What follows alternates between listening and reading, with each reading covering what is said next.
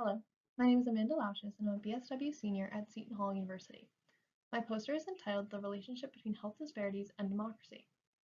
Mental and physical health influence democratic processes due to the significant health inequities caused by unequal social determinants of health. Social determinants of health are considered economic structures, political programs, social and physical environments, and access to healthcare facilities. Access to healthcare encompasses absence of care, accessibility, affordability, and quality of care. Systemic racism has perpetuated the health gap as minority populations are in underserved communities and experience institutional racism that limits access to healthcare, impacting their physical and mental wellness. Those in communities with restricted access to healthcare, as well as social and economic resources, are likely to have feelings of alienation, anger, and high stress, which can lead to poor mental health and outcomes and impact physical health across the lifespan. People in impoverished communities with poor self-rated health tend to not participate in the voting process, and decisions are made by people in communities with stronger infrastructure and resources. Those who experience chronic health issues, high infant mortality rate, lower life expectancy at birth, social exclusion, dissatisfaction, and less economic freedoms and opportunities are less involved in voting and engagement in democratic processes. Research has shown that in left-leaning developed socialist countries there are higher levels of life satisfaction, lower mortality rates, greater life expectancy, and community engagement.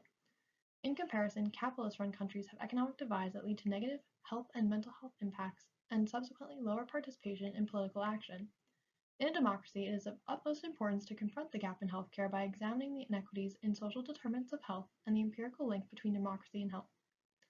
By examining the connection between health and democracy, current policies can be improved to ensure that voter turnout and political engagement occurs. Higher participation could occur through newer legislation passed, such as the bipartisan infrastructure law, and enhancing it by passing the Build Back Better bill that would address affordable, quality healthcare and strengthen economic opportunities for the lower and middle class.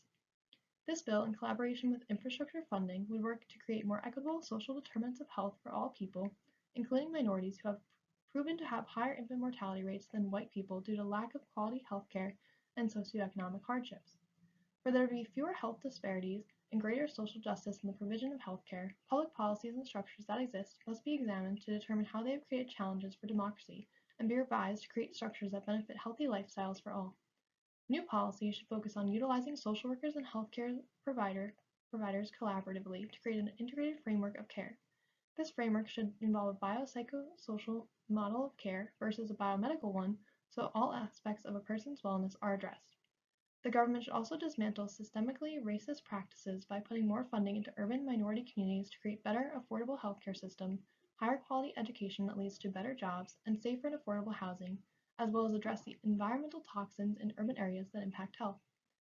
Social work positions should be expanded not just in healthcare settings, but within the community to focus on social and psychological stressors that lead to violence and substance abuse in urban areas in order to implement preventative care measures.